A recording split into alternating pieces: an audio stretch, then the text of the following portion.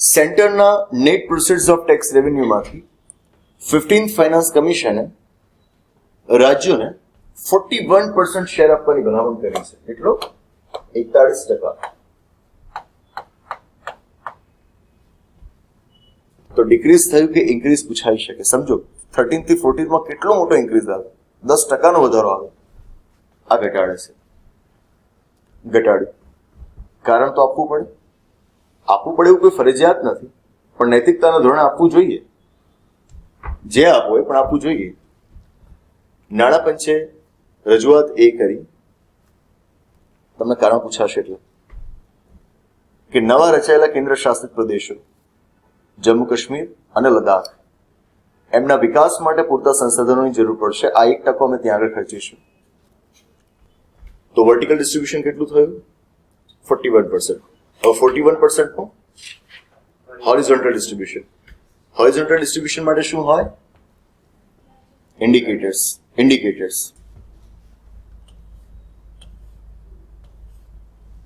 Forest and ecology, demographic performance and tax effort. 3 એવા indicators કે જે 14th ફાઇનાન્સ કમિશનમાં નહોતા, 15th ફાઇનાન્સ કમિશનમાં છે. ખાસ નોટ છે. Forest and ecology, demographic performance and tax effort નહોતા 14th ફાઇનાન્સ કમિશનમાં. હમણાં જ આપણે ટેબલ જોઈ ગયા.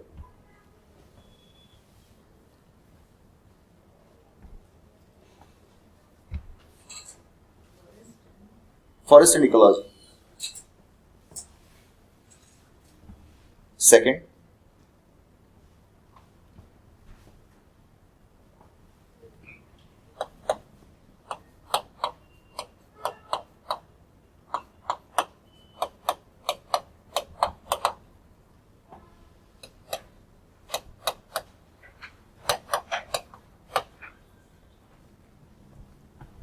(1971) population of the state.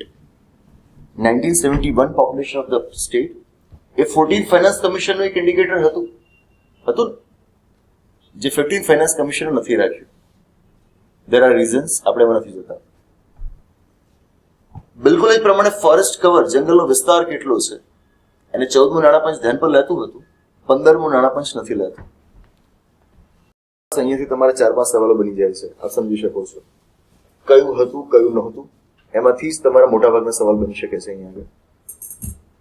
Is that clear? Remember my words.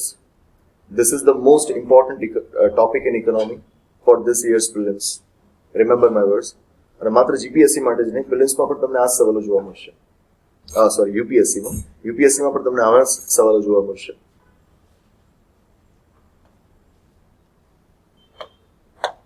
તો કોમન ઇન્ડિકેટર્સ કેટલા થયા? 3. આ પણ ઓબ્ઝર્વેશન્સ લખી રાખજો. ઘરે બેસીને તમે બધું એનાલાઇઝ કરવા નહીં બેસો, એટલે એનો સમય પણ નહીં હોય તમારી પાસે. 3 નવા આવ્યા, જૂના 2 કાઢ્યા, 3 કોમન રાખ્યા. નાઉ 14th ફાઇનાન્સ કમિશને ઇન્કમ ડિસ્ટન્સને કેટલું વેટેજ આપ્યું હતું? 50% મેક્સિમમ.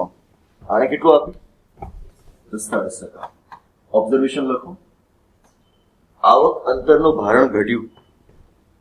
યસ ને મિંગલ? 50% માંથી 45% થયું. બંનેને એડ્રેસ કરું છું, માની લેજો. તો એનું ભારણ ઘટ્યું. ઓકે. 2011 ની પોપ્યુલેશનને 14th ફાઇનાન્સ કમિશને વેટેજ આપ્યું હતું 10%, આણે આપ્યું 15%. આનું વેટેજ વધ્યું.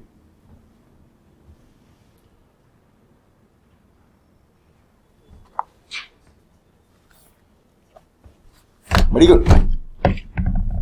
વિસ્તારને 14માં નાણાપંચે વેટેજ આપ્યું હતું 15%, 15માં નાણાપંચે પણ આપ્યું છે 15%. 15 યાદ રહી જશે. સેમ નોંધો. 14th ફાઇનાન્સ કમિશન પ્રમાણે હવે સમજો આપણે શું શીખવા જઈ રહ્યા છીએ. 14th ફાઇનાન્સ કમિશને 42% શેર આપવાનું કહ્યું રાજ્યોને. આપણને શું કન્સર્ન હોય?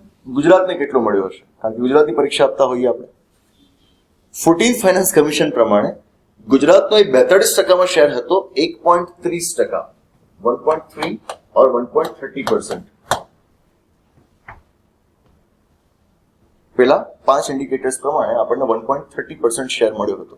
સવાલ હવે શું કરવાનો છે કે હવે 41% માંથી આપણને કેટલો મળ્યો 15th ફાઇનાન્સ કમિશન પ્રમાણે, ધેટ ઇઝ 1.39%.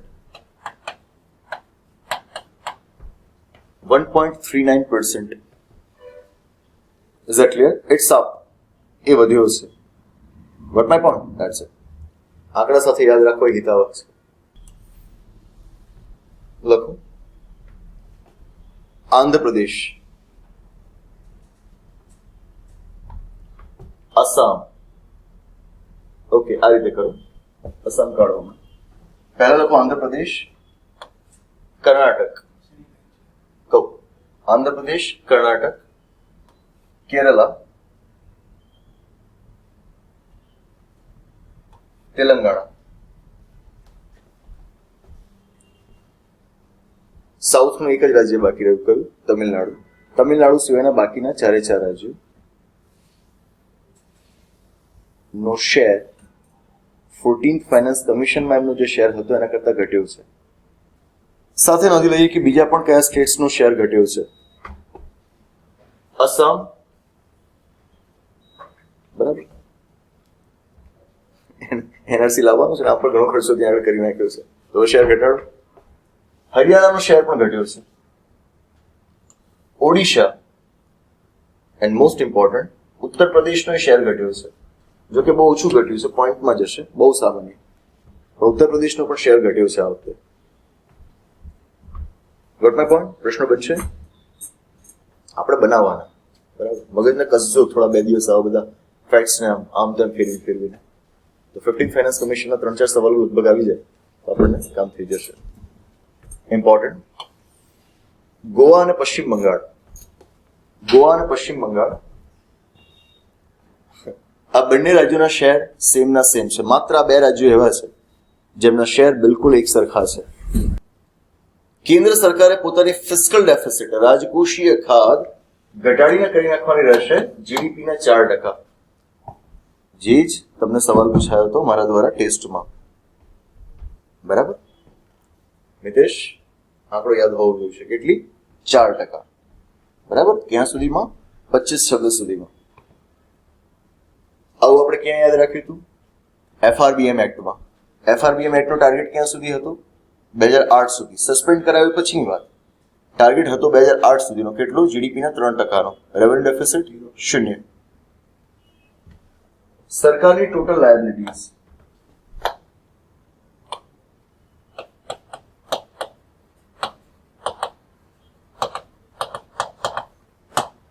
કુલ નાણાકીય જવાબદારીઓ. કેન્દ્ર સરકારની ટોટલ લાયબિલિટીઝ જે હાલમાં છે 62.9%, એને ઘટાડીને 25-26 સુધીમાં કરી દેવાની રહેશે 56.6%. 56.6% ટોટલ લાયબિલિટીઝ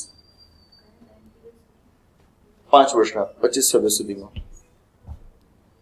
અને બધા રાજ્યોની ટોટલ લાયબિલિટીઝ છે 30, એને ઘટાડીને કરી દેવાનું રહેશે 32.5%.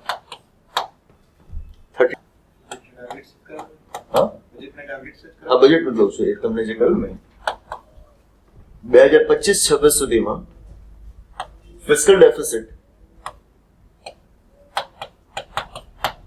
જીડીપીના 4.5% સુધી લઈ આવવાનો ટાર્ગેટ એમણે રજૂ કર્યો છે.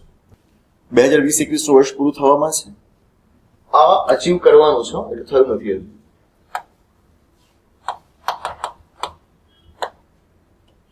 બે 2020-21 એટલે કે આ વર્ષ માટે સરકારે ટાર્ગેટ રાખ્યો હતો બજેટમાં ફિસ્કલ ડેફિસિટનો કેટલો? 3.5%, 3.5%. આ વખતે ફિસ્કલ ડેફિસિટ થઈ ગઈ 9.5%. યાદ રાખો. 21-22 વર્ષ માટે ટાર્ગેટ રાખ્યો છે 6.8%. ધ હિન્દુ, ઇન્ડિયન એક્સપ્રેસ જેવા ન્યૂઝપેપર્સમાં જોશો તો આવનારા 1 વર્ષ માટે આ સમાચાર છે કે સરકાર આ નથી કરતી, તે નથી કરતી. ખાનગીકરણ કરીને જે આવક થાય છે એનો કેવી રીતે ઉપયોગ કરે છે, તો હજુ એ ખાધ આવડી મોટી રહે છે. આવા બધા પ્રશ્નો લોકો ઉભા કરતા રહેશે. ટીવી ચેનલ્સ ઉપર આ પ્રશ્નો ઉભા નહીં થાય, બરાબર. તો આ બધા પ્રશ્નો ક્યાં ઉભા થશે? ઇન્ડિયન એક્સપ્રેસ કે ધ હિન્દ જેવા ન્યૂઝપેપર્સ કે જે સરકારને એકાઉન્ટેબલ બનાવવાની કોશિશ કરે છે ત્યાં આગળ તમને આવા સવાલો ઉભા થતા જોઈ શકાશે. ખાલી નોંધી રાખો, 14માં નાણાં પંચે આ ફંડને નાબૂદ કરવાની ભલામણ કરેલી છે. આ વર્ષના બજેટમાં નિર્મલા સીતારામનજીએ જાહેરાત કરી છે, ટાર્ગેટ મૂક્યો છે 1.75 લાખ કરોડ. ગયા વર્ષના બજેટમાં ટાર્ગેટ હતો 2.1 લાખ કરોડ, એટલે કે 2.10 લાખ કરોડ. હંમેશા ટાર્ગેટ ઊંચા ગયા છે. પેન્ડેમિકની પરિસ્થિતિ આપણે સમજીએ છીએ. આ વખતે ટાર્ગેટ નીચે ગયો છે, કારણ કે આજે 2.1 લાખ કરોડ કરે ને એ ટાર્ગેટ પણ હજુ અચીવ નથી કરી શકાય. છેલ્લે 2005ના વર્ષમાં રકમ વધારીને કરી 500 કરોડ રૂપિયા, 500 કરોડ. ક્યારે? 2005માં. અત્યારે આના ઉપર આટલું બધું ભાર કેમ મૂકું છું? આ વર્ષના બજેટમાં 500 કરોડની લિમિટને વધારીને કરવામાં આવી છે. પ્રપોઝ કરાયું છે, જે ફાઇનલ થયું 30,000 કરોડ રૂપિયા. કોવિડે આપણને પાઠ ભણાવી દીધું.